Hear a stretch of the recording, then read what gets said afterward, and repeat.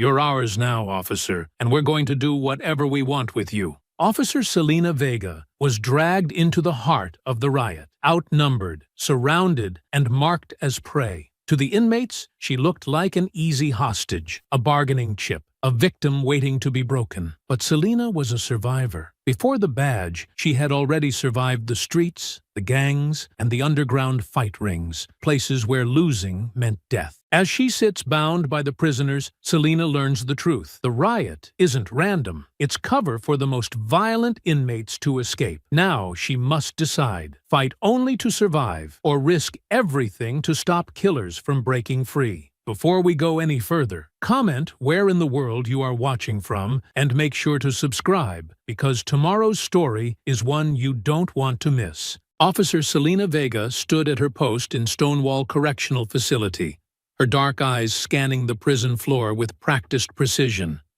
The morning light filtered through the high windows, casting long shadows across the worn concrete. Something felt off today. Whispers between inmates, subtle nods, tension crackling like static before a storm. "Morning, Vega," Derek Walsh called out as he passed, his weathered face showing hints of concern. "Inmates seem restless today." "I noticed," Selena replied, keeping her voice low. "Like they're waiting for something." She continued her rounds, boots clicking against the metal stairs as she climbed to the upper tier. The familiar sounds of prison life echoed through the halls. Metal doors clanging, distant conversations, the shuffle of feet. But underneath it all was an unsettling quiet, like a held breath. In the mess hall, hundreds of inmates sat at long metal tables, plastic trays arranged in neat rows. Selena positioned herself near the wall, watching. Small groups huddled together, speaking in hushed tones. Others sat alone, eyes darting around the room. Her instincts, honed from years on Houston's meanest streets, screamed danger. The first sign came when an inmate stood up suddenly, shoving his tray across the table. "This food tastes like trash," he shouted, his voice cutting through the din. Another inmate rose, then another. Metal trays clattered to the floor. Selena's hand moved to her radio, but before she could call it in, chaos erupted. Tables flipped with tremendous crashes. Plastic trays became weapons, sailing through the air. Inmates surged forward in coordinated groups, overwhelming the guards stationed at the doors. The alarm began to wail, its piercing shriek adding to the mayhem. "Code Red! Code Red in the mess hall!" Selena shouted into her radio, backing toward the nearest exit. She saw Derek across the room, trying to maintain order as inmates streamed past him into the corridors. An inmate charged at her, and she sidestepped, using his momentum to slam him into the wall. Another came from behind. She felt hands grabbing at her uniform. She drove her elbow back hard, connecting with flesh, hearing a grunt of pain. The riot was spreading fast. Through the windows, she could see inmates flooding into the yard. Guards in riot gear were assembling, but they were outnumbered. The violence had been carefully planned. Time to catch them at their weakest. Selena fought her way toward the door, using every technique she knew to stay on her feet. An inmate swung a makeshift club. She ducked under it, swept his legs, kept moving. Her radio crackled with desperate calls from other sectors. The whole prison was erupting. The corridor outside the mess hall was a war zone. Inmates had armed themselves with whatever they could find. Broken chair legs, sharpened plastic, pieces of metal torn from walls. The air grew thick with tear gas as the response team tried to regain control. She made it halfway to the security station when her path was cut off. A group of inmates had formed a line across the hallway, armed with crude weapons. Behind her, more prisoners approached, cutting off her retreat. "Nowhere to run now, Officer Vega," one of them sneered. She recognized him. Martinez, serving 25 to life, a man with nothing left to lose. Selena took a fighting stance, her back against the wall. She might go down, but she'd make them work for it. The first one rushed her. She caught his arm, twisted hard, used him as a shield against the others. But there were too many. Rough hands grabbed her arms, her legs. She fought like a wild animal, breaking one man's nose with her elbow, stomping down hard on another's instep. Someone hit her from behind, making her vision blur. Her radio was torn away, smashing against the floor. They dragged her down the corridor toward Block C, her boots scraping against the concrete. Inmates lined the rails of the cell block, cheering and jeering as she was hauled past. The sound echoed off the walls, a terrible celebration of power turned upside down. "Not so tough now, are you?" Martinez laughed, his face inches from hers. She spat at him, earning a hard slap that made her ears ring. The group reached the center of Block C, where the riot was in full swing. Fires burned in trash cans. The air was thick with smoke and the metallic taste of violence. Selina could hear distant gunshots, the boom of flashbangs, but help seemed a world away. With brutal efficiency, they threw her to the floor. Her head cracked against the concrete, and for a moment, stars danced in her vision. She tried to rise, but boots kept her down. Around her, a circle of inmates gathered, their faces twisted with cruel anticipation. Selina lay there, tasting blood in her mouth, feeling the cold floor against her cheek. But deep inside, where no one could see, something else was stirring. Something dark and familiar. A part of herself she'd thought long buried. A part that remembered the savage rules of survival she'd learned long before she ever put on a guard's uniform. The inmates thought they had caught a helpless woman, an easy target. They didn't know what she really was.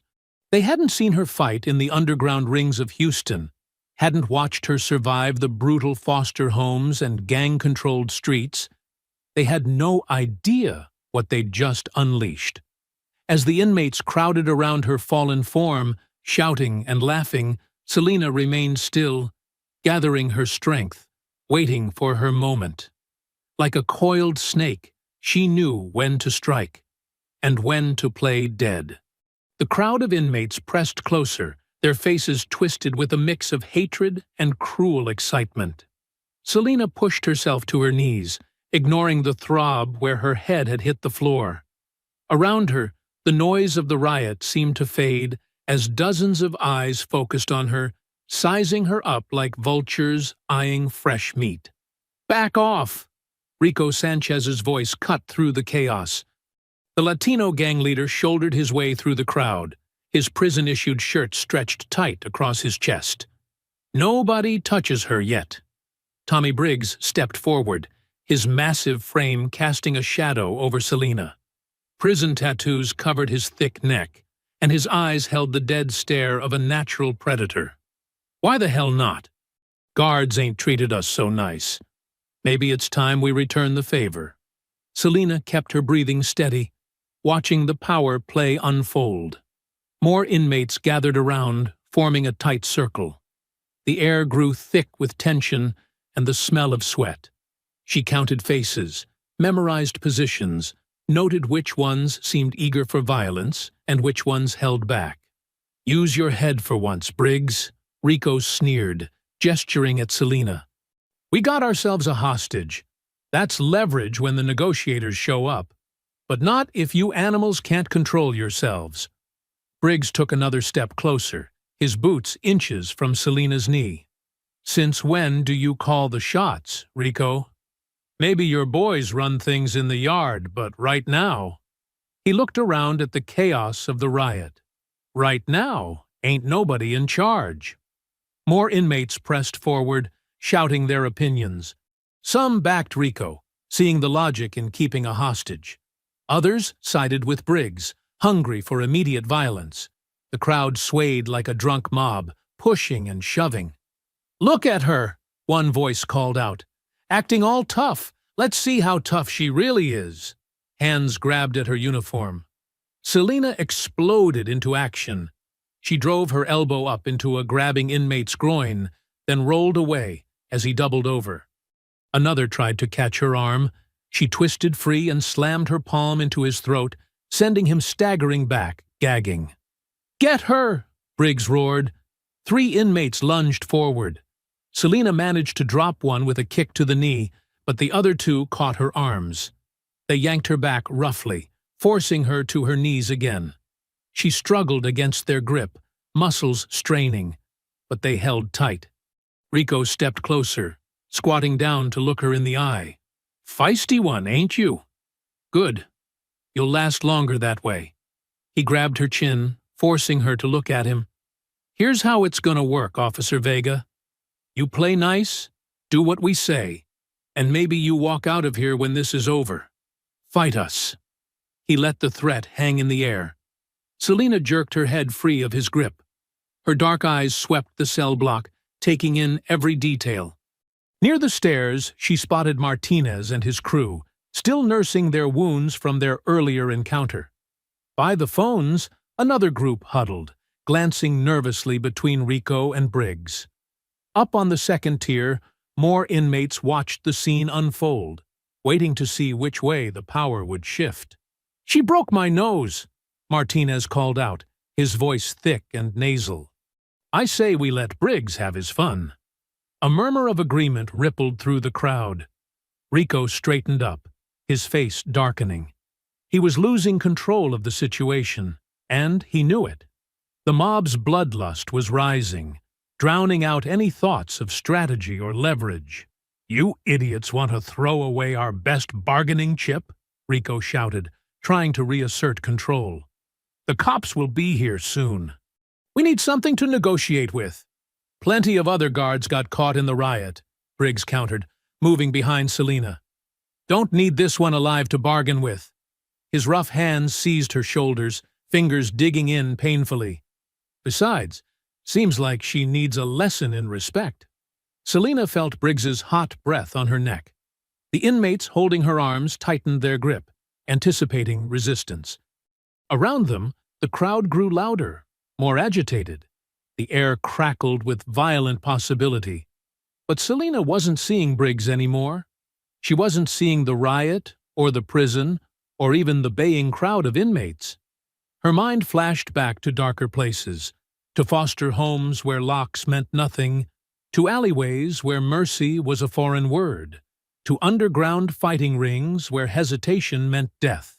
She felt the familiar ice spreading through her veins, felt her heart rate slow to a predator's steady rhythm. Her muscles relaxed, not in submission, but in preparation. The scared guard persona she'd worn for years peeled away like an old skin, revealing something much more dangerous underneath. Briggs's hands moved from her shoulders, one sliding down her arm while the other grabbed a fistful of her hair. He was saying something, threats probably, but Selina barely heard him. She was too busy noting his position, feeling his balance, calculating angles and leverage points. The crowd's shouting grew louder, demanding blood.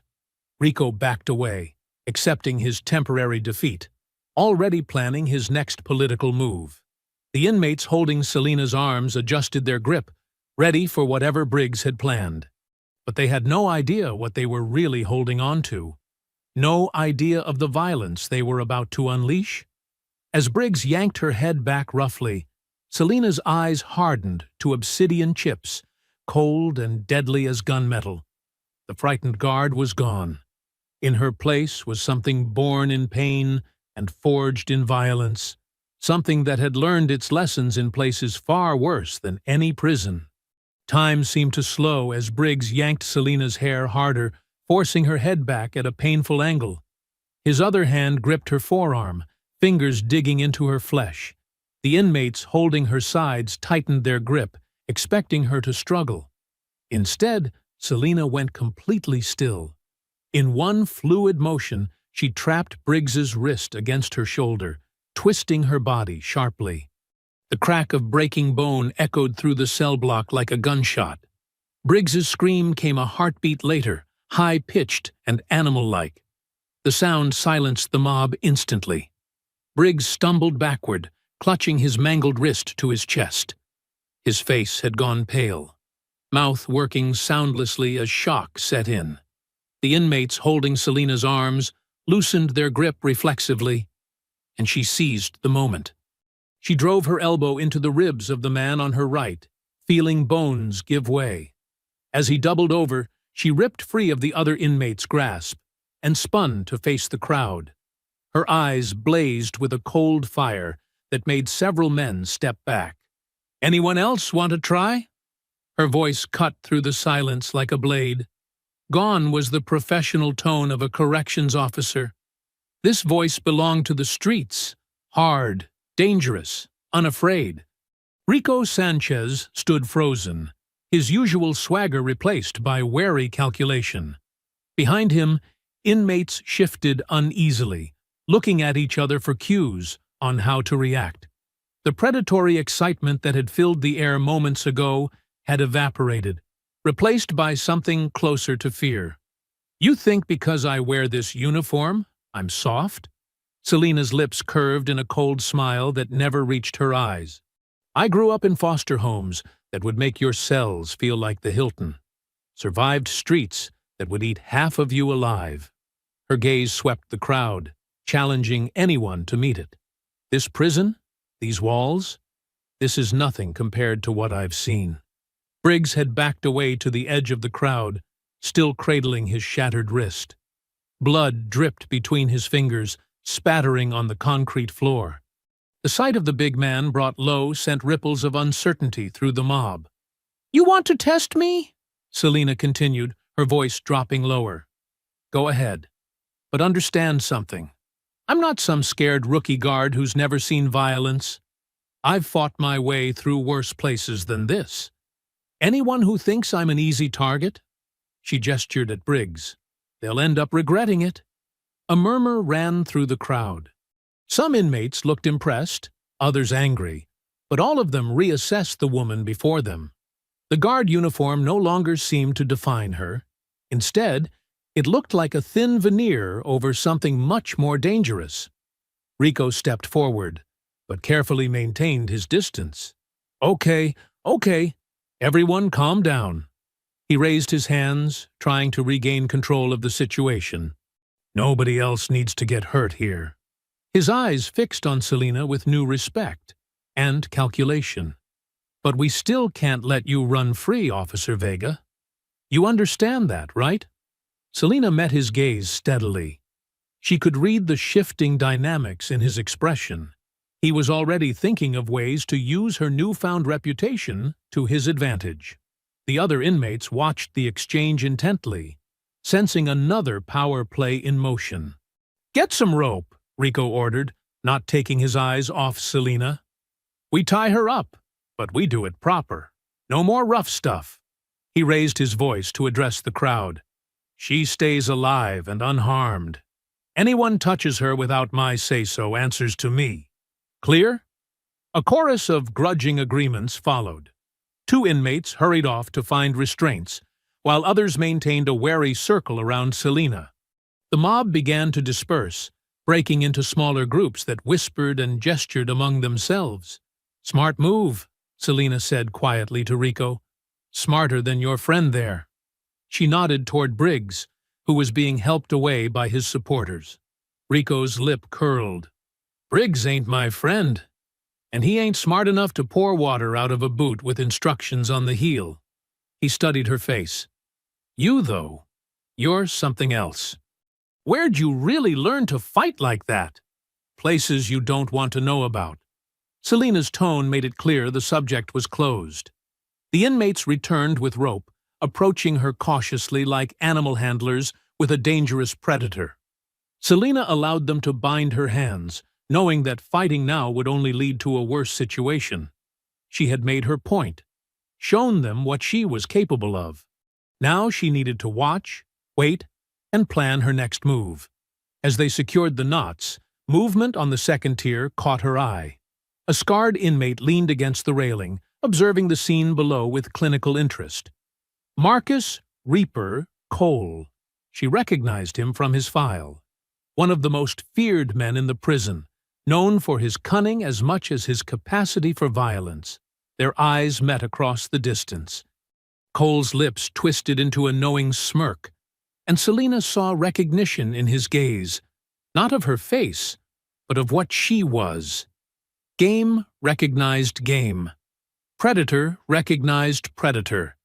He gave her a small nod, almost imperceptible, before pushing off from the railing and melting back into the shadows of the upper tier. Two inmates half-dragged, half-pushed Selina into a narrow cell, their grip rough but noticeably more careful than before. The concrete walls pressed close, making the space feel like a tomb. They shoved her down onto a thin mattress that reeked of sweat and despair. "Stay put," one growled, though his voice wavered slightly. Outside in the cell block, voices rose in heated argument. The noise bounced off the walls, turning the discussion into a jumbled mess of angry shouts and threats. Selina stayed silent, listening intently as the chaos slowly organized itself into clear sides. "She broke Briggs's wrist. We can't let that slide," someone yelled from the growing crowd. Murmurs of agreement followed. "Yeah, and what happens when the guards retake the block?" Rico's voice cut through the noise. "You want to explain a dead officer to the response team? Since when do you care about consequences, Rico?" One of Briggs's crew stepped forward, his face twisted with rage. "Your boy Marcus watching from up there make you soft?" Selina's ears pricked up at that. So there was tension between Rico and Marcus Cole. She filed that information away, another piece in the puzzle of prison politics she was assembling. "Listen to yourselves," she called out, her voice carrying clear and steady. "Arguing like children while the clock's ticking?" Faces turned toward her cell. Rico pushed through the crowd, stopping just outside the bars. "Nobody asked for your opinion, officer." "No?" Selina leaned back against the wall, projecting calm despite her bound hands. "Then let me give you some facts instead. You kill me, every one of you gets the book thrown at them. Murder 1. No deals, no parole, no mercy."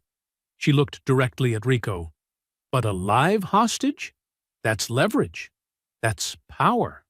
The crowd shifted uneasily. She could see the idea taking root in their minds, especially among the inmates with shorter sentences. Nobody wanted to throw away their chance at freedom. "She's playing us," one of Briggs's supporters spat. "Trying to save her own skin." "Am I?" Selina raised an eyebrow. "Tell me something. Who stands to gain if I die? The lifers? The ones who've got nothing to lose?" Her gaze swept the crowd. "Ask yourselves why they're so eager to see me dead. Maybe because they know a dead guard means you'll all go down with them?"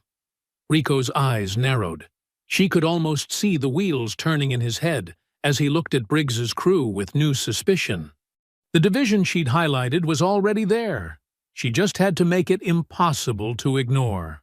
"She's right about one thing," Rico said slowly. "A dead guard means we lose any chance of negotiating our way out of this." "Negotiating?" Another voice scoffed. "Since when are you in charge of negotiations, Rico?" "Since I'm the only one thinking straight." Rico whirled on the speaker. "You want to follow Briggs?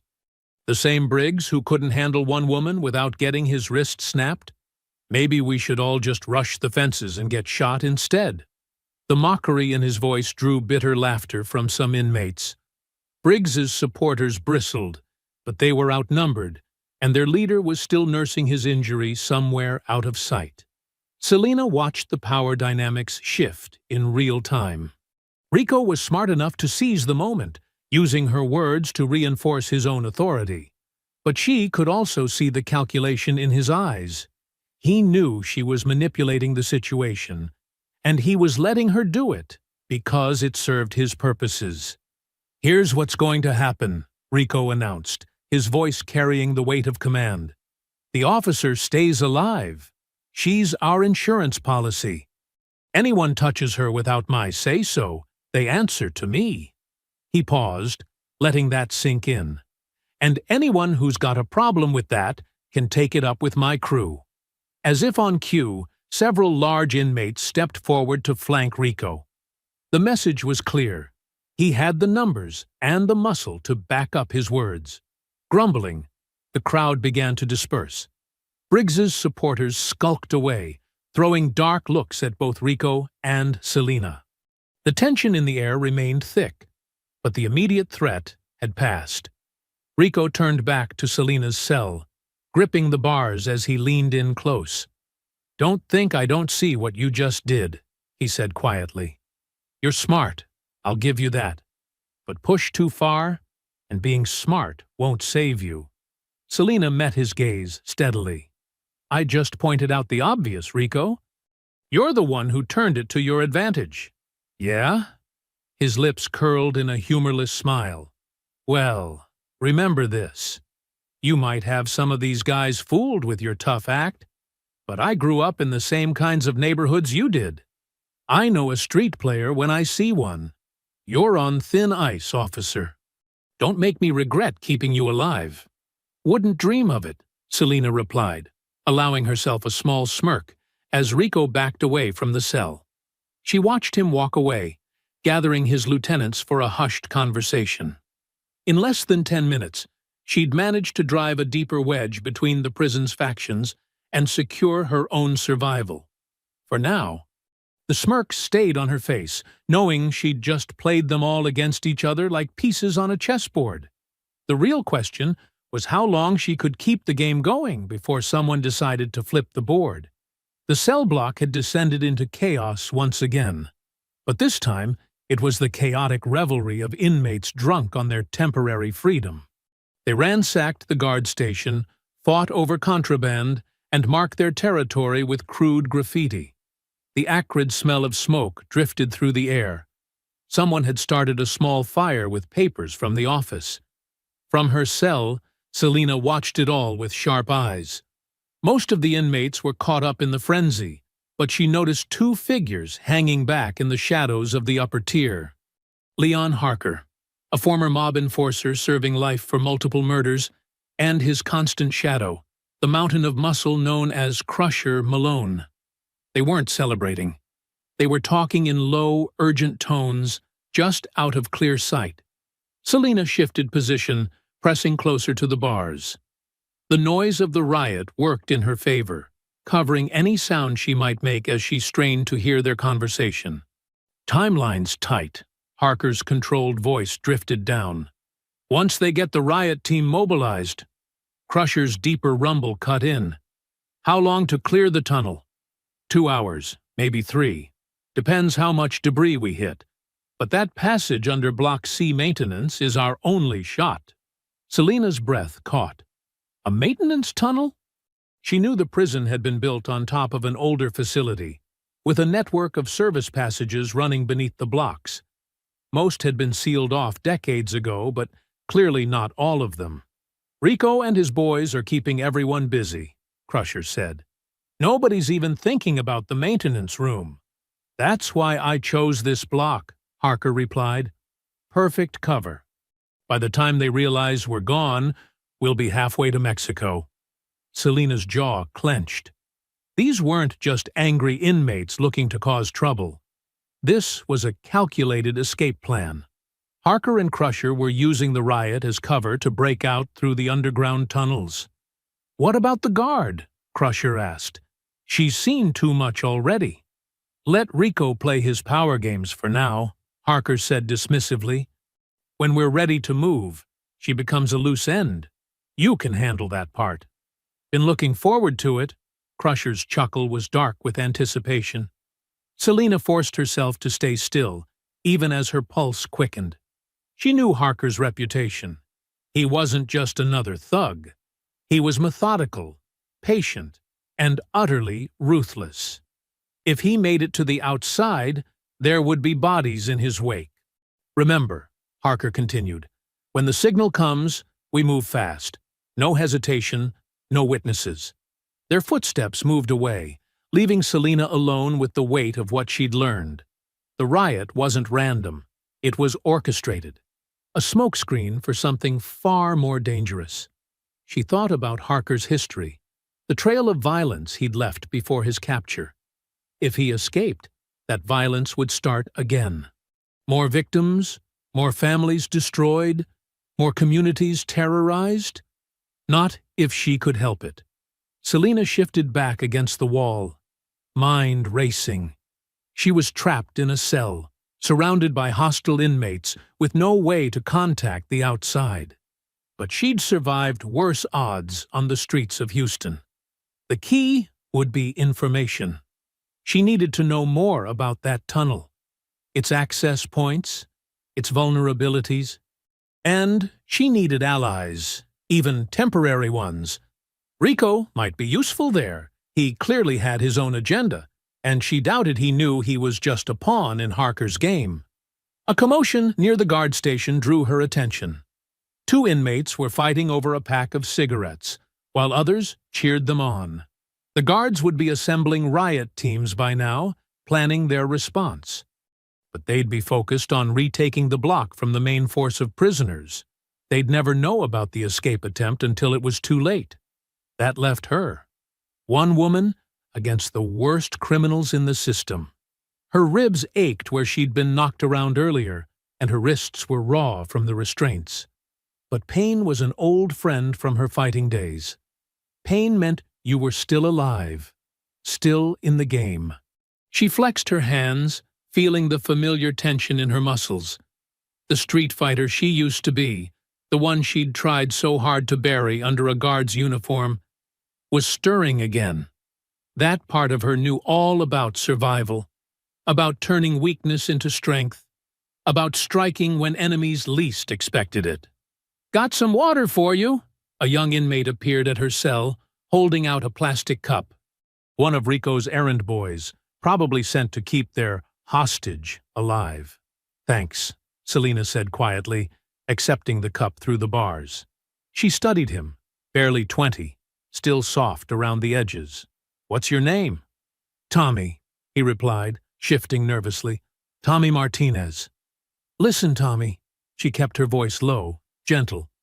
"When this is over, there's going to be a difference between the inmates who just got caught up in the riot and the ones who actively hurt people.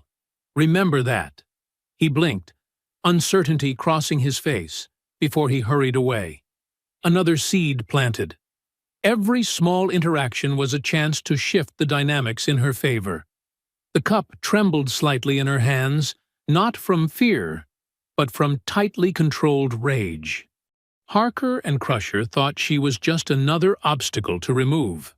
They had no idea what she was capable of. Selina leaned back against the cold wall of her cell, letting the anger settle into cold determination. Her lips moved in a whisper, barely audible even to herself. "You're not making it out alive. Not one of you." The cell block had transformed into a wasteland of destruction. Torn mattresses littered the floor, mixed with scattered papers and broken furniture. Small fires burned in metal trash cans, casting flickering shadows on the walls. The air was thick with smoke and tension. Selina watched from her cell as inmates prowled restlessly. The initial excitement of the riot had worn off, replaced by a gnawing hunger and growing frustration. They'd already ransacked the guard station's vending machines and looted the kitchen stores, but food was becoming scarce. 2 younger inmates fought over a bag of chips near the stairs, throwing wild punches until blood spattered on the concrete. No one bothered to break it up. In the far corner, a group huddled around a makeshift fire, burning paperwork and files from the office. "Getting ugly out there," Rico remarked, passing by her cell. He'd been checking on her periodically, making sure his bargaining chip stayed alive. "Might want to stay back from those bars." Selina nodded, but said nothing. She'd been carefully tracking the movements of key players throughout the afternoon. Harker and Crusher had disappeared into the maintenance area twice already. And Marcus Reaper Cole had been watching it all with those cold, calculating eyes of his.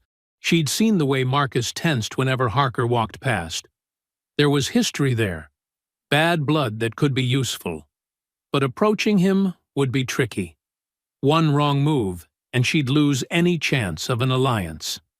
A fight broke out near the guard station, bigger this time. Rico cursed and hurried over to restore order. Other inmates gravitated toward the commotion, drawn by the prospect of violence. This was her chance. Marcus stood alone by the second-tier railing, seemingly lost in thought. Selina caught his eye and gestured subtly for him to come closer. He hesitated, then slowly made his way down to her cell.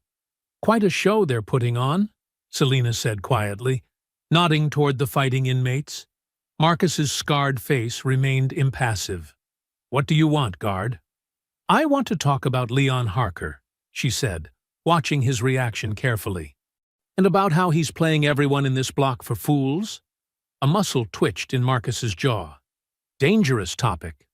"More dangerous to ignore it," Selina pressed.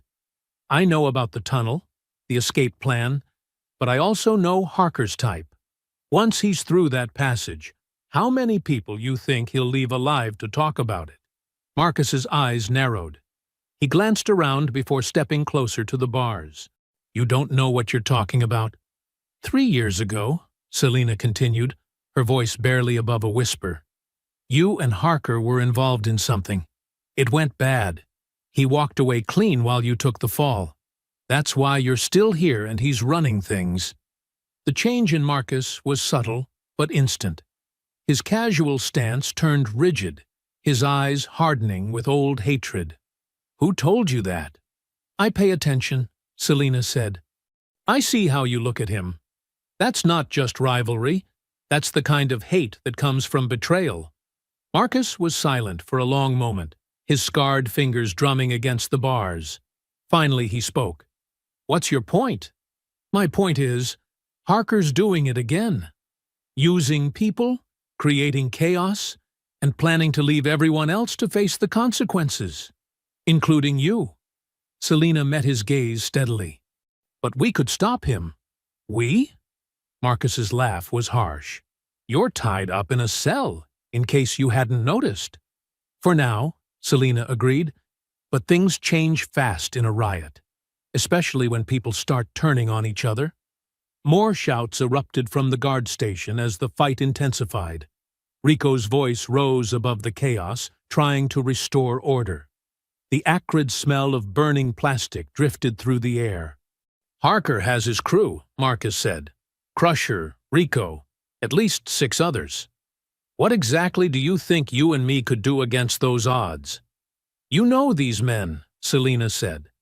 "Their weaknesses, their rivalries. I know how to fight dirty. Really dirty. Together, we could tear their plan apart piece by piece."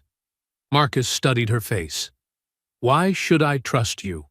"You shouldn't," Selina replied honestly. "Just like I shouldn't trust you.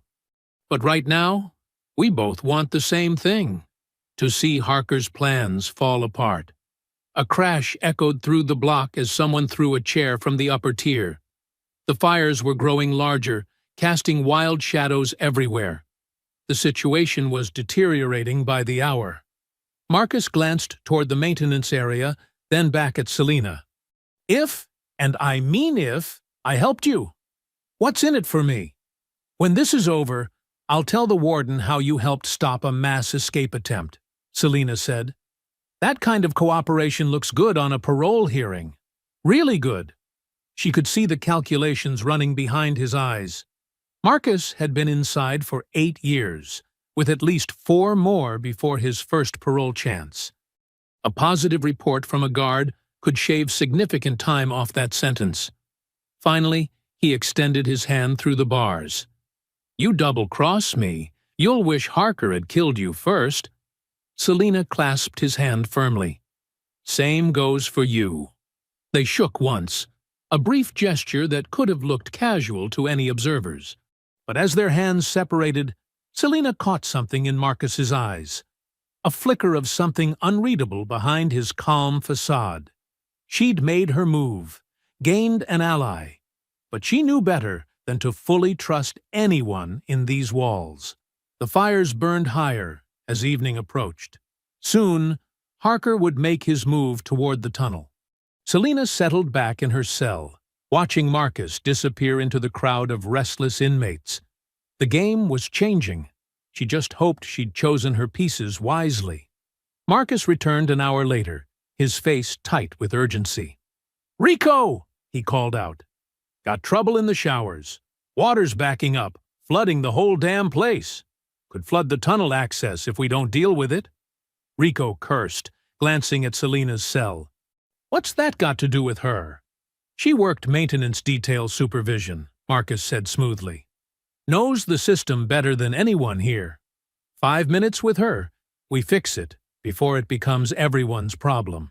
Rico hesitated, then nodded grudgingly. "Fine, but if she tries anything—" He left the threat hanging as he unlocked the cell.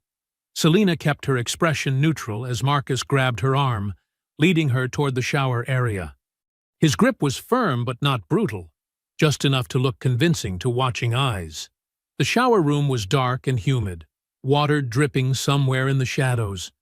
Fluorescent lights flickered overhead, creating strange patterns on the wet tile floor. Marcus released her arm once they were inside. "We don't have long," he muttered. "Harker's crew is getting antsy.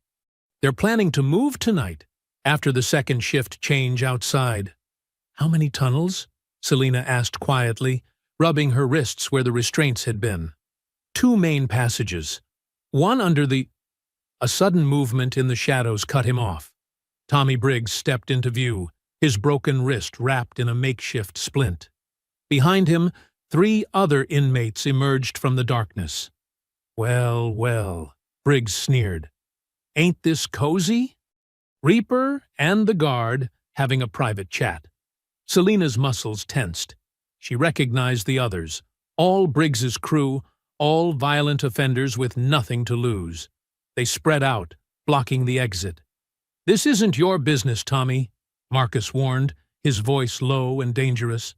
"Made it my business when that guard broke my wrist," Briggs spat. "Now I'm going to break a lot more than that." They attacked in a rush. Briggs and 1 other went for Marcus while 2 charged Selina.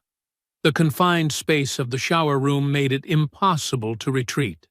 Selina met the first attacker head-on, ducking under his wild swing. She drove her knee into his groin, then grabbed his hair as he doubled over.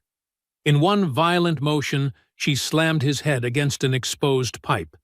The impact echoed through the room like a gong. Behind her, Marcus fought with brutal efficiency. His makeshift shiv, a sharpened toothbrush, found one attacker's shoulder. The man screamed, stumbling backward into the shower stalls. The second inmate attacking Selina was bigger, more cautious. He feinted left, then rushed right, trying to pin her against the wall. She twisted at the last second, letting him crash into the tile. Before he could recover, she drove her elbow into the base of his skull, then again into his kidney. "You're dead!" Briggs howled, swinging a piece of broken pipe at Marcus. "Both of you!"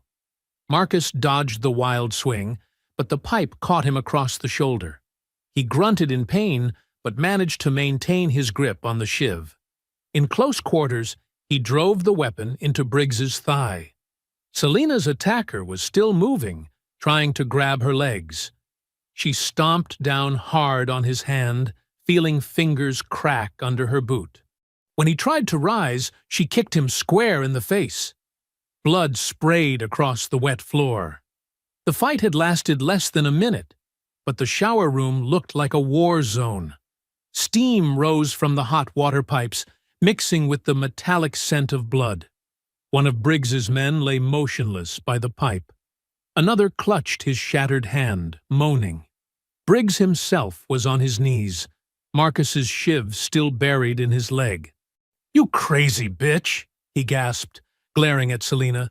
"You're supposed to be weak. Supposed to be." "Supposed to be what?" Selina grabbed his hair, yanking his head back.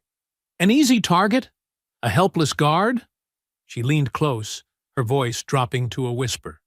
"I grew up fighting animals twice your size in foster homes that would have made this prison look like summer camp." Footsteps pounded in the corridor outside. The noise had drawn attention. Rico appeared in the doorway, flanked by two other inmates. "Jesus Christ," Rico muttered, taking in the scene. "What happened here?" "Briggs and his boys jumped us," Marcus said calmly, wiping blood from his knuckles. "Thought they'd settle some scores. Didn't work out like they planned." Rico's eyes moved from the unconscious inmates to Selina, who still held Briggs by the hair. Something like respect or fear flickered across his face. "Get them out of here," Rico ordered his men. "Take Briggs to medical before he bleeds out, and keep your mouths shut about this." They dragged Briggs away, his curses echoing down the corridor. His crew followed, one supporting another, leaving trails of blood on the wet floor. Selina leaned against the wall, her heart still pounding. Her knuckles were split and bleeding, her prison uniform spattered with other people's blood. She could feel bruises forming where she'd taken hits. Rico pointed at her. "Back to your cell. Now." She didn't argue. As Marcus led her back, she caught glimpses of faces watching from the shadows. Some showed fear, others calculation. The story would spread quickly. How Officer Vega had fought alongside Reaper himself and left Briggs's crew broken and bleeding. She'd survived, but she knew she'd crossed a line. There would be no more pretending to be just another guard caught in the riot. She'd shown her true face, the street fighter, the survivor.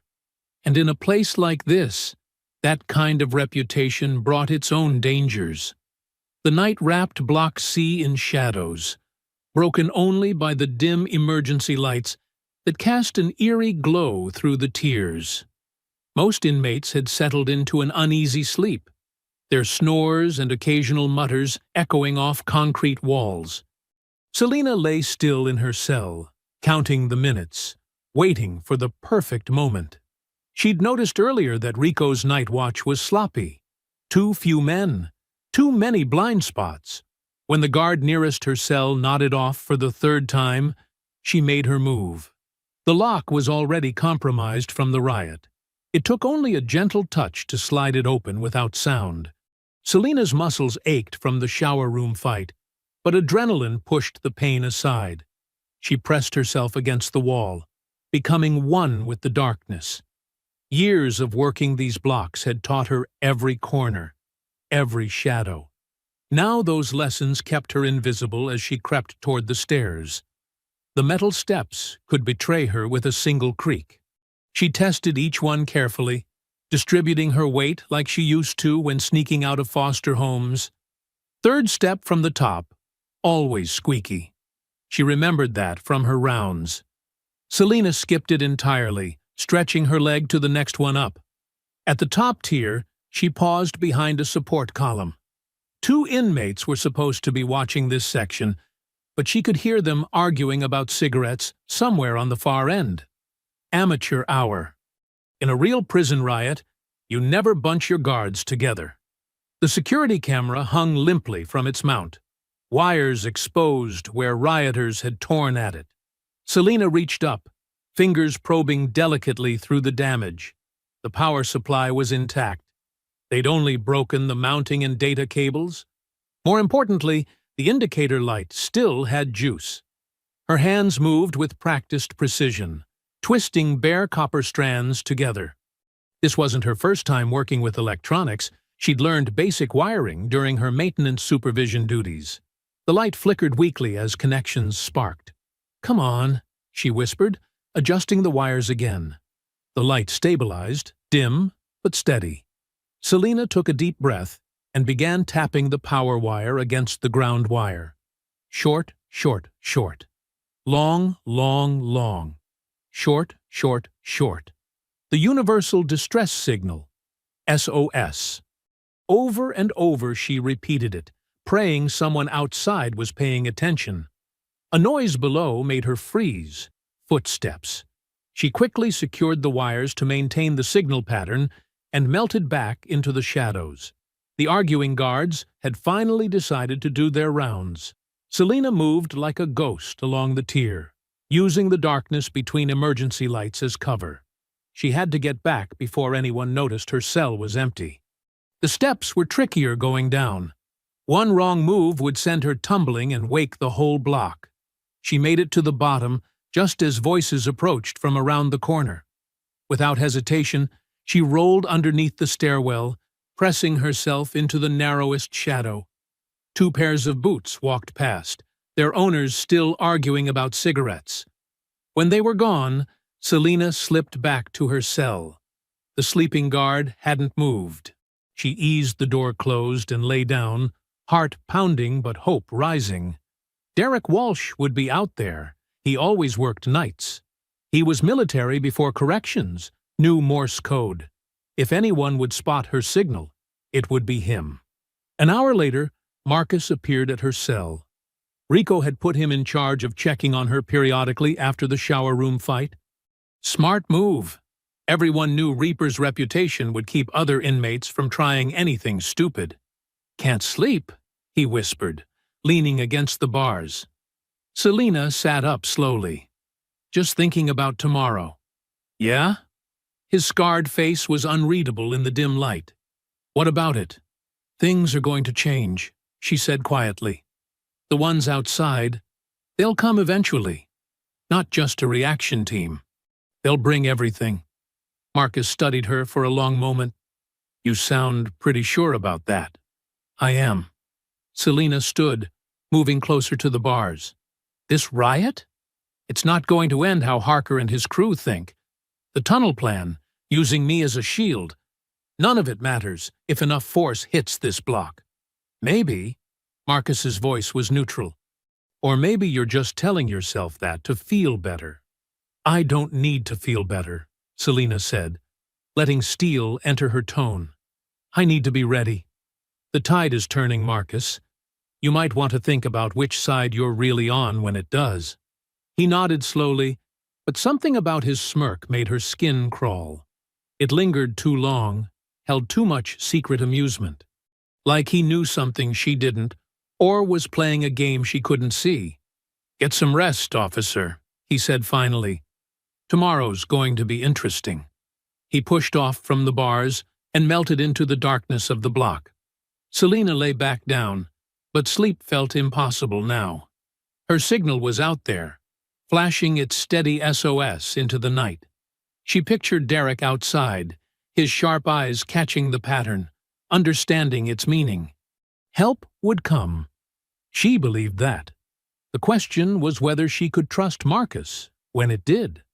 The night stretched on, filled with the sounds of restless inmates and distant shouts from other blocks. Somewhere in the darkness, her tiny light kept blinking its message of hope and defiance. Short, short, short. Long, long, long. Short, short, short. A reminder that even in the heart of chaos, she wasn't as trapped as they thought.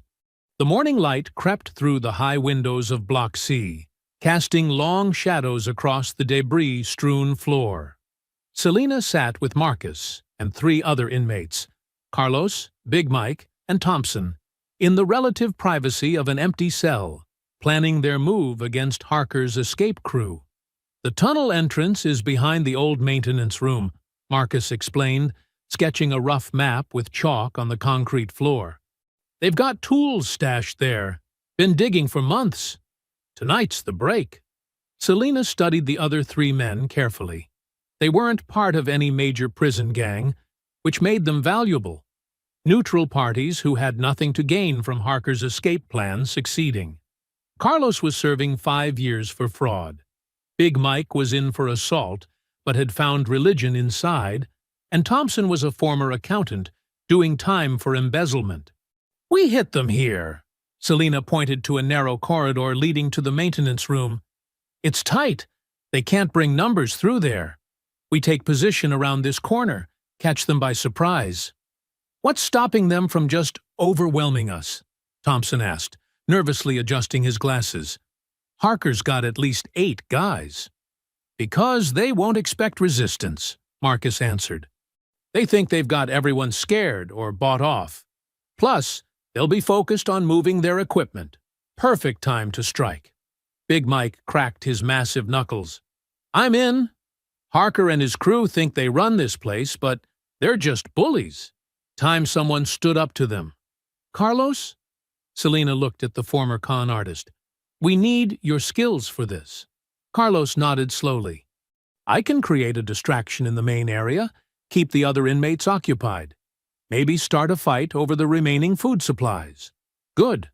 Selena felt a flutter of hope. These men weren't hardened criminals like Harker's crew, but they had skills that could turn the tide. We move at sunset. That's when they'll make their play. They spent the next hour going over positions and signals. Selena couldn't shake a nagging feeling about Marcus. Something in the way he kept glancing at the door, how his answers seemed just a beat too rehearsed. But she needed him. His reputation alone would keep many inmates from interfering. As the day wore on, tension built in the block. Inmates were restless, sensing something was coming. Carlos did his part, starting arguments about food distribution that kept most attention focused on the main area. Selena and her small team slowly made their way toward the maintenance corridor, using the chaos as cover. 5 minutes, Marcus whispered as they crouched in their positions. They'll be moving soon. Big Mike and Thompson took up positions behind an overturned cart, while Selena and Marcus waited around the corner.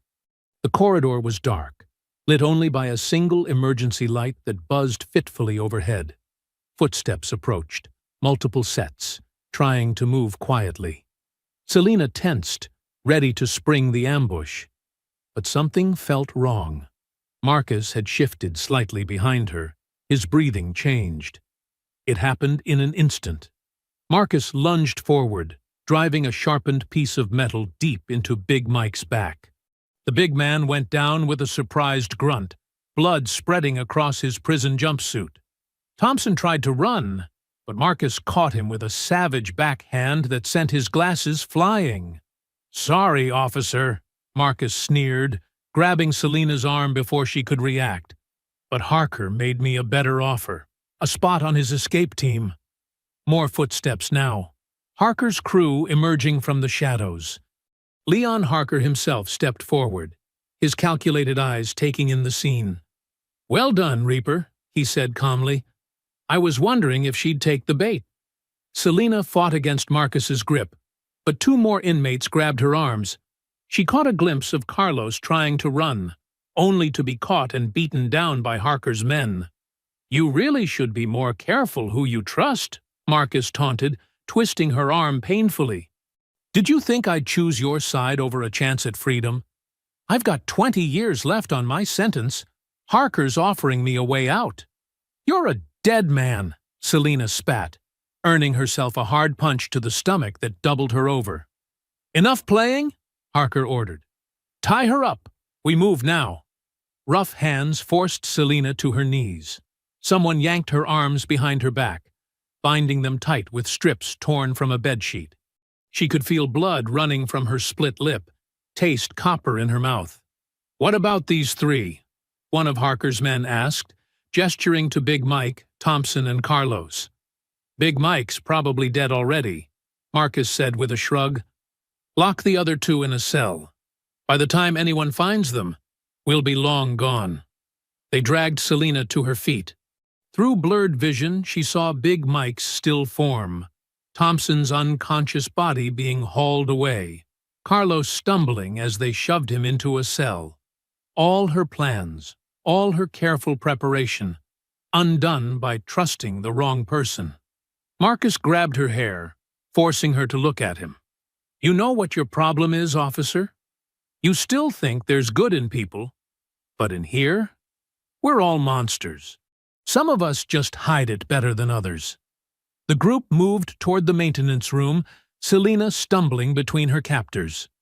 Behind them, Marcus's laughter echoed off the concrete walls, mixing with the distant sounds of riot and chaos from the main block. Her signal to the outside world now seemed pathetically naive, a desperate hope crushed under the weight of prison reality. The maintenance corridors beneath Stonewall Correctional Facility were a maze of concrete and shadow. Harsh, fluorescent lights buzzed overhead at irregular intervals, casting alternating patches of stark brightness and murky darkness. The air grew thicker with each descending step, heavy with the musty scent of age and decay. Harker's crew moved with practiced efficiency, 4 men in front clearing the way, 2 flanking Selina with tight grips on her arms, and 3 bringing up the rear, including Marcus. The sound of their footsteps echoed off the tunnel walls, creating a disorienting chorus of noise that made it difficult to track movement. "Watch those pipes," Harker called from the front. "One wrong move, and the whole prison will know we're down here." Selina stumbled deliberately, using the moment to scan her surroundings. Old junction markers were still visible on the walls. B7, C4, D1, remnants from when these tunnels served as maintenance routes. She committed each turn to memory. Right at the first fork, left at the fallen lighting fixture, straight past the rusted water main. "Move faster," Marcus growled, shoving her forward.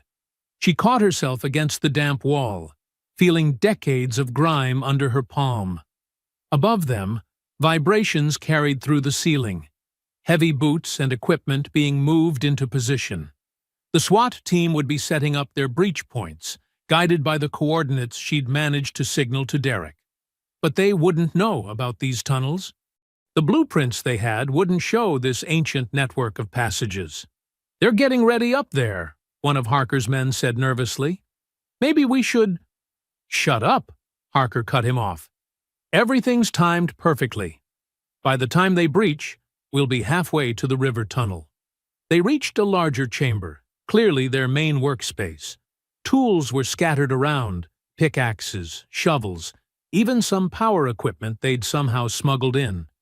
A crude map was chalked on one wall, showing their planned route to freedom. Selina noted every detail while keeping her head down, playing the part of the defeated captive. "Secure her to that pipe," Harker ordered. "We need to move this equipment first." They forced her to sit against a thick water main, using chains they'd stolen from the prison workshop to bind her legs and torso. The metal was cold against her skin, biting into her already rope-burned wrists. "Not so tough now, are you?" Marcus taunted, squatting down to her level. "All that street fighter reputation, and here you are, just another helpless guard." Selina let her shoulders slump, avoiding eye contact. Let them think she was broken. Let them get comfortable.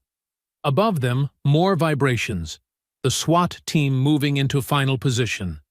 She could almost picture Derek coordinating with them, planning their entry points. The escape crew worked quickly, passing tools and supplies through a partially excavated tunnel that disappeared into darkness. They'd clearly been at this for months, maybe longer. Patient, methodical. No wonder no one had detected it. "Time check," Harker called out. 40 minutes until shift change," one of his men answered. "That's when they'll make their move up top." "Perfect. We'll be through the last wall by then. Once we breach the river tunnel, it's a straight shot to the drainage outlet." Selina listened to their movements, tracking each person's position by sound. Marcus and 2 others were loading equipment. Harker supervised from near the tunnel entrance. 3 men guarded the approach from the prison. 2 more worked with picks at the far wall, carefully breaking through to what must be an old storm drain. A particularly loud thud from above made everyone freeze. "They're getting ready to breach," Harker said calmly. "Right on schedule. Pack it up. We move in 10 minutes." The crew worked faster now, anxiety making them sloppy. Tools clanged against each other, boots scuffed on concrete. Breathing grew heavier in the confined space. Selina kept her head down, but her muscles were coiled tight. Ready. She tested the chains subtly, feeling for weak points. They'd been hasty with the bindings, more concerned with speed than security. One link felt slightly warped, probably damaged during their theft from the workshop. If she could get enough leverage— "Hey!" one of the tunnel diggers called out. "I think we're through." "I can feel a draft." Excitement rippled through the group. Freedom was literally within reach. They clustered around the breakthrough point, passing tools forward to widen the hole. "Beautiful," Harker said, examining their work. "Marcus, get the first group ready. We'll send them through while we deal with our guest here." The meaning was clear in his tone. Selina wouldn't be leaving these tunnels alive. She kept her head down, hair falling forward to hide her face. Let them think she was crying. Let them think she'd given up. More vibrations from above. Stronger now. The SWAT breach was imminent. But they'd hit the wrong areas, waste precious time searching the cell blocks while Harker's crew slipped away through these forgotten tunnels. Unless someone could stop them here, underground, where the real battle needed to be fought. "Please," she whispered, adding a tremble to her voice. "Please don't." Marcus laughed. "Now she begs. Should have thought about that before playing hero." Selina stayed silent, shoulders shaking as if sobbing. But her fingers were working at the chains, finding that weak link, preparing for the moment that was coming. Above her head, the final preparations for breach were reaching their crescendo. Down here in the darkness, a different kind of countdown was running. Let them think she was finished. Let them think they'd won. The true fight was just beginning. "We need her," Harker announced, studying the narrow gap they'd created. "The breach is smaller than we thought. Someone her size needs to go through first. Secure the rope on the other side." Marcus stalked over to Selina, keys jingling in his hand. "Don't try anything stupid." He crouched behind her, working at the chains. "One wrong move and I'll snap your neck before you can blink." The chains fell away with a heavy clank. Selina's muscles screamed as circulation returned, but she kept her head down, maintaining the facade of defeat. Two men hauled her to her feet, half dragging her toward the breakthrough point.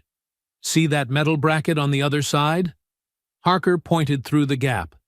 "Thread this rope through it, then give us 3 tugs when it's secure. Try to run, and we'll put you down before you make it 10 feet. Selina nodded weakly, accepting the coiled rope with trembling hands. She could barely fit through the opening, jagged concrete scraping her shoulders as she squeezed past. The tunnel beyond was older, cruder, a forgotten storm drain from the prison's early days. She worked quickly, threading the rope as instructed. Her movements were clumsy, exaggerated, the performance of someone physically and emotionally broken. Behind her, she could hear them discussing who would go through next. 3 tugs, remember? Harker called through the gap. Then we'll send the first team.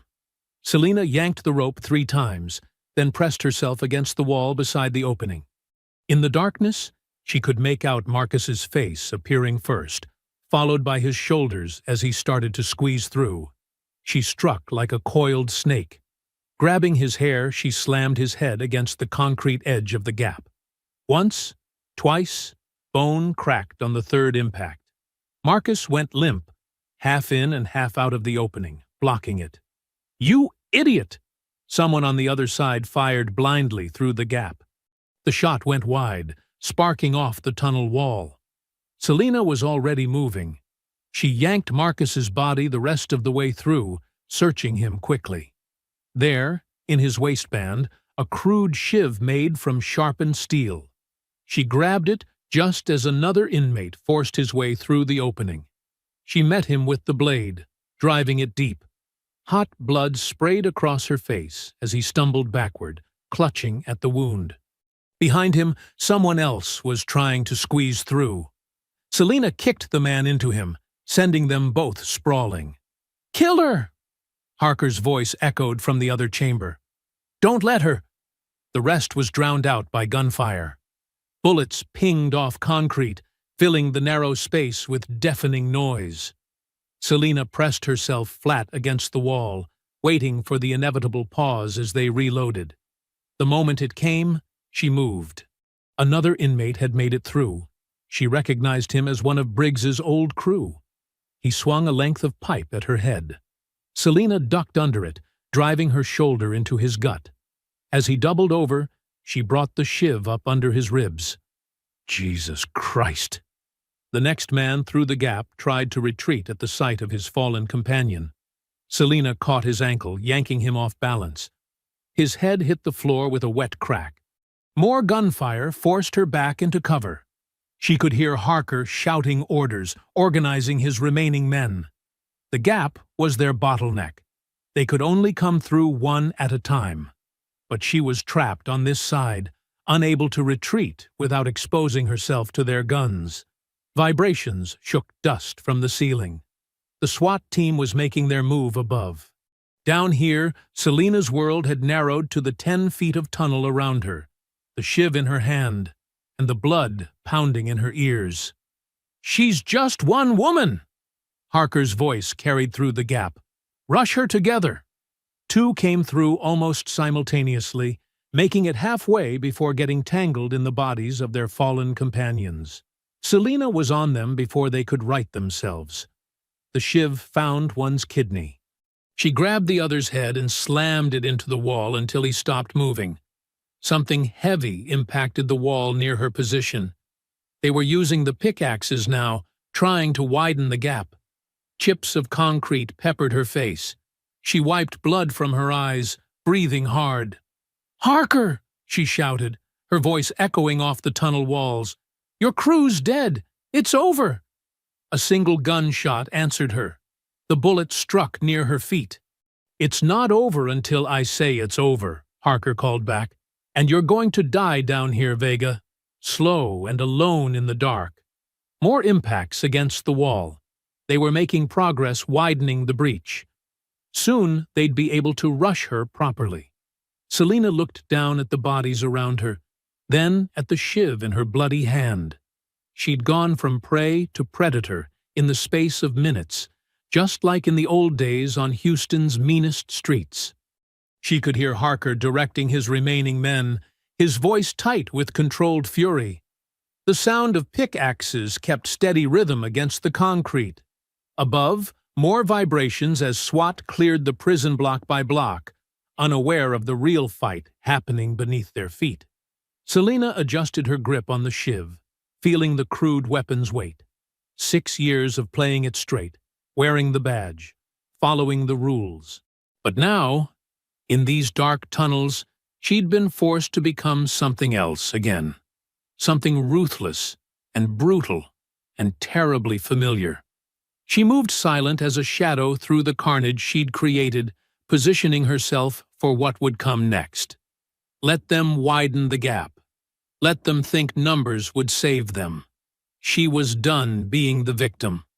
The pickaxes kept swinging, concrete crumbling bit by bit. Selina waited in the darkness, blood-soaked and patient, the shiv ready in her hand.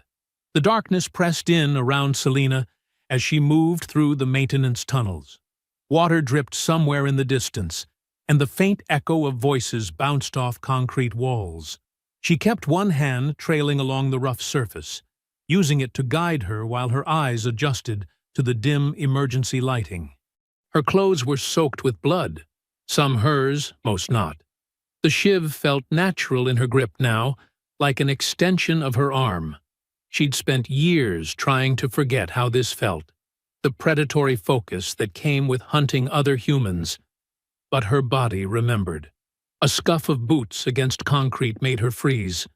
Someone was trying to be quiet and failing. Selina pressed herself into an alcove, controlling her breathing. The footsteps grew closer. "I don't see anything," a whispered voice called back the way it had come. "Maybe she went—" Selina struck before he could finish. Her arm locked around his throat from behind, cutting off both air and sound. He tried to cry out, but only managed a wet gurgle. His fingers clawed at her forearm as she maintained the pressure, waiting for his struggles to weaken. When he finally went limp, she lowered him silently to the ground. One less of Harker's crew to worry about. More voices echoed from a connecting tunnel. They were spreading out to search for her. Selina moved toward the sound, keeping to the shadows. The emergency lights cast long fingers of darkness that she used for cover. "Check that corner," someone shouted. "Don't let her!" Heavy footsteps charged toward her position. A big inmate, she recognized him as one of Rico's old enforcers, came barreling around the corner with a metal pipe raised high. His momentum carried him right past her hiding spot. Selina exploded into motion, driving the shiv deep into his thigh. He screamed as the blade found the big artery there, dropping the pipe with a clang that echoed through the tunnels. She left him clutching his leg, blood pumping between his fingers. His screams would draw the others. Good. Let them come running. Let them see what happened to their friend. Fear would make them sloppy. Selina retrieved the dropped pipe, testing its weight. The metal was cold and solid in her grip, a better weapon than the shiv for what was coming. She could hear them now, multiple sets of footsteps converging on their fallen companion's position. "Jesus Christ," someone whispered. "Look at all the blood." "Spread out," another voice commanded. "She has to be close." Selina waited until they separated, then moved. The pipe whistled through the air, catching the nearest searcher in the back of the head. He dropped without a sound. She was already moving to her next target before the body hit the ground. This one saw her coming. He backpedaled, fumbling for a weapon, but Selina was faster. The pipe caught him in the throat. He went down gagging, hands clutching his crushed windpipe. "She's here!" someone screamed. "Oh, God! She's—" The tunnels amplified their panic. Footsteps echoed from multiple directions as they tried to regroup. Selina moved like a ghost through the darkness, striking and vanishing before they could organize a defense. One tried to run. She caught him from behind, driving the shiv into his kidney. His scream bounced off the concrete walls, mixing with the sounds of his companion's terror. "Where is she?" a voice called out. "I can't see." The pipe silenced him mid-sentence. Bone cracked under the impact. More screaming, more running footsteps. The tunnels had become a maze of fear, with Selina as its demon. She found two trying to set up an ambush of their own. They had positioned themselves on either side of a junction, waiting for her to pass between them. Instead, she came from above, dropping from exposed pipes onto the first man's shoulders. The pipe caved in his skull before his partner could react. The second man fired blindly into the darkness, his shots deafening in the enclosed space. Selina rolled behind a support column, waiting for the telltale click of an empty chamber. When it came, she surged forward. The pipe took him in the chest, driving the air from his lungs. A second swing ensured he wouldn't get it back. More gunfire erupted from further down the tunnel, Harker's remaining men firing at shadows. Selina used the noise to mask her movement, circling behind their position. One man's fingers squeezed the trigger until his gun clicked empty. When he turned to reload, she was there. His partner tried to bring his weapon to bear, but Selina was already inside his guard. The pipe caught him under the chin, snapping his head back. Silence fell, broken only by the drip of water and the pain of the men. Somewhere ahead, she could hear heavy breathing. Harker and Crusher, the last ones standing. Their footsteps echoed as they retreated deeper into the maintenance shaft. "She's not human," someone whispered. Probably Crusher, his usual bravado replaced by naked fear. "Did you see what she did to them?" "Shut up," Harker hissed back. "Just shut up and keep moving." Selina followed the sound of their voices, pipe in one hand and bloodied shiv in the other.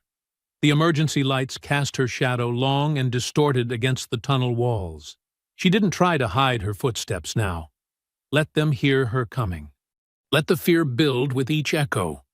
The tunnels stretched ahead into darkness, carrying the sound of Harker and Crusher's panicked retreat. They were running now, all thoughts of escape forgotten in their desperation to get away from the monster they'd created. But Selina kept pace, moving with predatory patience. They had nowhere left to go. Harker and Crusher burst through the rusted maintenance gate, their boots crunching on dead leaves. The autumn air hit them like a slap after the stale tunnel atmosphere. Trees loomed ahead, their branches reaching like skeletal fingers into the cloudy sky. Selina emerged right behind them, blood still dripping from her weapons. Her eyes had adjusted to the darkness, giving her an almost feral appearance as she tracked their movement. The forest stretched endlessly before them. If they made it into those trees, they'd vanish like smoke. "Split up!" Harker shouted, already veering left. Crusher hesitated for a moment, his massive frame silhouetted against the tree line. That moment of indecision was all Selina needed. She charged straight at him, pipe raised. Crusher's instincts finally kicked in, and he brought up his arms just in time to block the strike. The impact still sent shock waves through his forearms. "You ain't taking me back inside," he growled, throwing a haymaker that would have knocked out a smaller opponent. But Selina was already moving, ducking under the punch and driving her shoulder into his midsection. Despite her fierce charge, it was like hitting a brick wall. Crusher barely stumbled, his huge hands locked around her arms, yanking her off her feet. She slammed the pipe into his ribs, drawing a grunt of pain, but his grip didn't loosen. "Got you now," he snarled, squeezing until her fingers went numb. The pipe clattered to the ground. She still had the shiv, but couldn't angle it properly to strike. Harker's voice cut through the struggle. "Finish her, and let's go. Guards will be here any minute." Crusher needed no more encouragement. He lifted Selina higher, then drove her down onto the hard-packed earth. The impact knocked the wind from her lungs. Before she could recover, his boot caught her in the ribs. Pain exploded through her side. She rolled away from a second kick, but Crusher's longer reach let him grab her ankle. He dragged her back, lifting his boot again. Selina slashed wildly with the shiv, opening a long cut across his thigh. Crusher roared in pain and rage. His next kick connected solidly with her head, sending stars exploding across her vision. "That's enough," Harker called. "She's down. We need to move." But Crusher wasn't finished. His face was a mask of fury as he straddled Selina's prone form, massive hands wrapping around her throat. "Should have stayed in your lane, guard," he growled. "Should have just played nice and lived." Black spots danced at the edges of Selina's vision as she clawed at his fingers. The shiv had fallen somewhere in the struggle. Her lungs burned for air. Crusher's weight pressed down on her chest, making it impossible to buck him off. Harker paced anxiously at the tree line. "Come on! The longer we stay here." "Shut up!" Crusher snapped. "I'm gonna watch the light leave her eyes first. Been wanting to do this since she broke Briggs's wrist." Selina's struggles grew weaker. Her arms felt like lead weights. The world was starting to fade around the edges, narrowing to Crusher's hateful face above her. A sharp crack split the air. Crusher's head snapped up, his grip loosening slightly. What was... Another crack, closer this time. A bullet whizzed past Crusher's ear, embedding itself in a nearby tree. He released Selina's throat, scrambling backward. "Contact!" a voice shouted from the darkness. "Two suspects, one officer down." Selina rolled onto her side, gasping desperately for air. Through tear-blurred eyes, she saw flashlight beams cutting through the pre-dawn gloom. Dark figures moved with military precision. Weapons raised. "Down on the ground!" The voice was familiar. Derek Walsh, commanding and steady. "Hands where we can see them!" Crusher looked wildly between the approaching officers and the tempting darkness of the forest. His hesitation cost him. Two SWAT officers tackled him from behind, driving him face first into the dirt. Despite his size, he couldn't throw off both of them. Harker had already disappeared into the trees. Gunfire erupted as officers spotted movement in the darkness.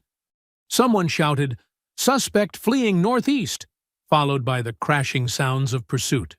Derek appeared at Selina's side, his familiar face tight with concern. "Jesus, Vega, you look like hell." He helped her sit up, steadying her when the world tilted sickeningly. "Got your message from the security camera. Figured something big was going down, so we set up a perimeter. Good thing, too." Selina tried to speak, but her bruised throat wouldn't cooperate. She pointed weakly toward where Harker had vanished. "Don't worry about him," Derek assured her. "We've got teams blocking all escape routes. Dogs, too. He won't get far." He keyed his radio. "Need medical here for Officer Vega. Multiple injuries, possible concussion."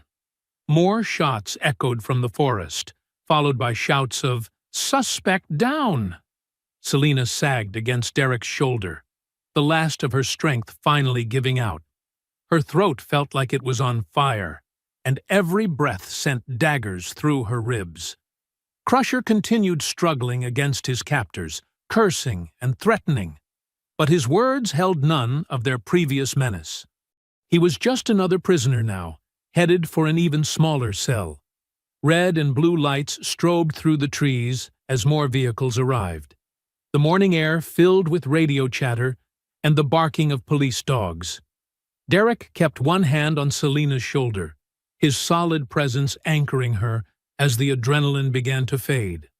A team of officers emerged from the tree line, half carrying a handcuffed Harker between them. Blood ran down his leg from what looked like a bullet graze. His eyes locked with Selina's as they dragged him past. The look of cold calculation was gone, replaced by something closer to fear. As the first rays of dawn broke over Stonewall Correctional, the SWAT team's breach was swift and decisive. Tear gas canisters hissed through the air, filling Block C with choking clouds. The sharp crack of flashbangs echoed off concrete walls, disorienting the rioters who had held the cell block for hours. Officers in tactical gear stormed in behind plastic shields, their boots thundering on metal catwalks. Inmates scattered like roaches, some raising their hands in immediate surrender while others tried to fight back. Batons whistled through the air, meeting flesh with dull thuds. "Get down! On your knees!" The commands rang out over and over, punctuated by the metallic click of handcuffs snapping shut. Through the chaos, Selina limped forward between two SWAT officers, her uniform torn and blood-stained. Her throat bore vivid purple bruises from Crusher's attempt to strangle her, and dried blood caked one side of her face. But her eyes were clear and hard as steel as she surveyed the block she'd fought so hard to protect. The guards who had been on duty during the riot stopped in their tracks, staring at her with a mixture of awe and disbelief. Word had spread quickly about the female officer taken hostage in Block C. Most had assumed she was dead, or worse. "Holy shit," one young guard whispered. "She made it." Another veteran officer crossed himself, muttering, "Never seen anything like it." More inmates were being dragged out of their cells, forced to kneel in rows along the block's main floor. Many bore fresh injuries from the SWAT team's entry. Others showed older wounds, testament to the brutal fighting that had erupted during the riot.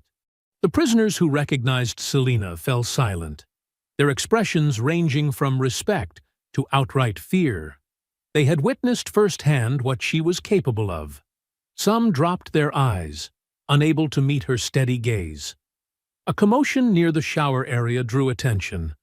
Two officers were struggling with Marcus Reaper Cole, who thrashed and cursed as they tried to chain him. "Get your hands off me!" he snarled, managing to throw one guard aside before a baton strike to the back of his knees brought him down. Selina walked over slowly, each step measured and deliberate. Marcus looked up at her approach, his scarred face twisting with hatred. "You think you've won?" he spat. "You're nothing but a—" "Shut up," Selina cut him off, her quiet voice carrying more weight than his shouting. "You played both sides and lost. That's all there is to it." The guards finally got the chains secured, yanking Marcus to his feet. His usual smirk was gone, replaced by impotent rage as other inmates watched his humiliation. The feared Reaper had been outmaneuvered and beaten by the very woman he'd tried to betray. "Get him out of my sight," Selina ordered. The guards were quick to comply, shoving Marcus toward the exit where transport vans waited to take the riot's ringleaders to maximum security. More officers pressed forward, eager to hear firsthand what had happened. How had she survived? How many had she fought? The questions tumbled over each other until Derek waved them back. "Give her space," he ordered. "She needs medical attention."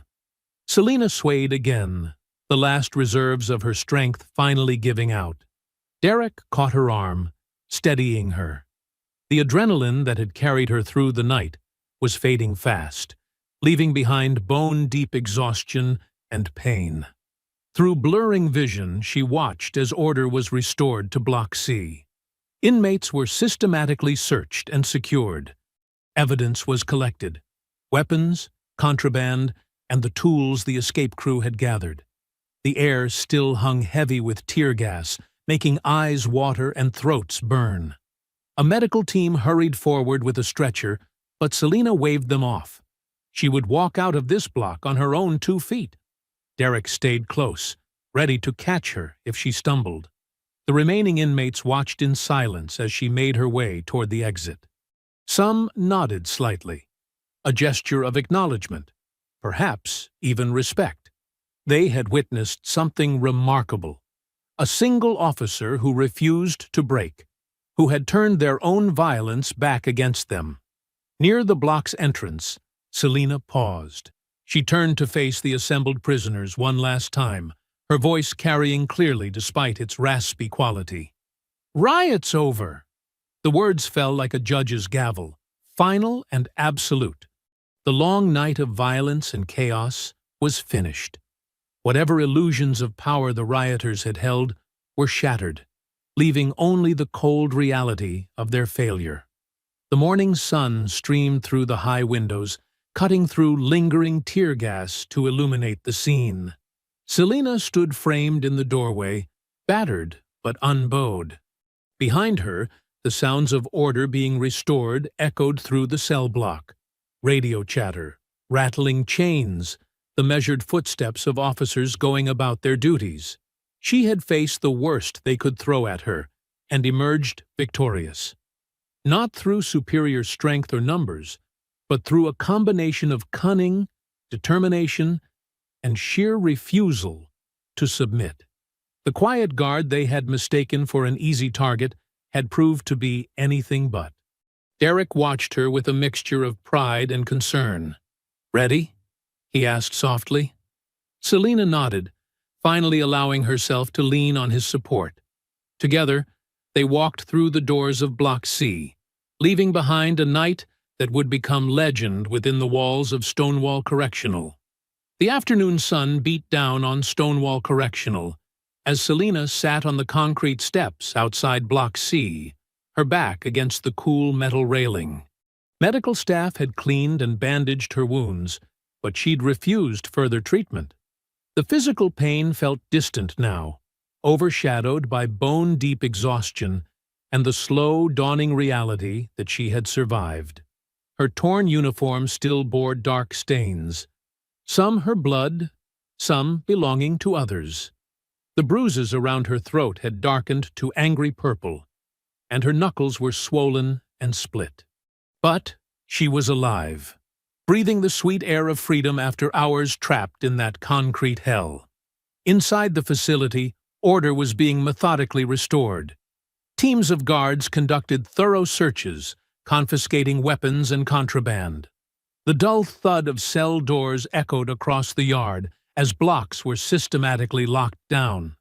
Ambulances came and went, ferrying injured inmates to the prison infirmary or local hospitals. The riot's leaders faced harsh consequences.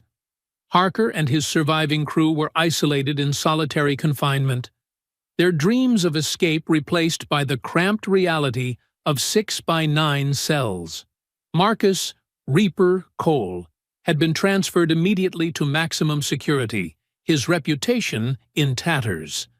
Those who had assaulted officers or participated in the violence were identified and segregated, awaiting new charges. Derek Walsh approached, carrying 2 paper cups of coffee. He handed one to Selina and settled beside her on the steps. For a long moment, they sat in companionable silence, watching the controlled chaos of the prison's recovery. "You know," Derek finally said, his voice quiet but firm, "I've been working corrections for 15 years. Seen 3 riots, countless fights, more shanks than I can count. But I've never seen anything like what you did in there." Selina took a slow sip of coffee, welcoming its bitter warmth. "Did what I had to do." "No," Derek shook his head. "You did more than that. When we got your signal, that Morse code with the camera, we thought maybe you'd found a safe spot to hide. Nobody expected." He gestured at the block behind them. "Nobody could have done what you did. Survived that. Turned it around." A group of officers walked past, nodding respectfully to Selina. Word had spread quickly through the facility about her actions during the riot, how she'd broken free, hunted down the escape team, prevented a bloody breakout. The quiet, professional guard they'd known had revealed herself to be something else entirely. A warrior who had turned captivity into her hunting ground. "The inmates are calling you La Loba now," Derek continued with a slight smile. "The wolf. They're telling stories about how you moved through those tunnels like a ghost, picking them off one by one." Selina's lips twitched. "Probably getting taller with each telling. Maybe. But the truth is impressive enough." He studied her profile. "You're not just another CO to them anymore, or to us. You've changed things here." She understood what he meant. The dynamics of prison life were built on carefully maintained boundaries, between guards and inmates, between authority and submission. She had shattered those lines, becoming something that defied easy categorization. A guard who fought like a convict, who understood the brutal language of violence, but wielded it in service of order. More staff members passed by, some stopping to express their relief at her survival, or amazement at her actions. Each interaction carried a new undercurrent of respect, even awe. They looked at her differently now, seeing past her gender and quiet demeanor to recognize the steel beneath. "The warden wants to give you a commendation," Derek said. "There's already talk about promotion to tactical response team." Selina shook her head slightly. "Not interested in medals." "No, I suppose you wouldn't be." He paused. "Want to talk about what happened down there? In the tunnels?" Images flashed through her mind. The desperate fighting in narrow passages, the metallic taste of blood, the look in Crusher's eyes, the old instincts that had risen to the surface, sharp and deadly as ever. "Nothing to talk about," she said quietly. "They thought being a woman made me weak. Being a guard made me soft. They were wrong." Derek nodded, understanding what she left unsaid. The streets of Houston had forged her long before she put on a uniform. The violence she'd survived in her youth had simply been waiting, dormant but ready, until circumstances demanded its return. The sun was lowering toward the horizon now, painting the prison walls in shades of orange and gold. Shift change was approaching, and fresh guards were arriving to relieve those who had worked through the riot. Life at Stonewall would gradually return to its normal rhythms, but something fundamental had shifted. Selina finished her coffee and slowly stood, her muscles protesting every movement.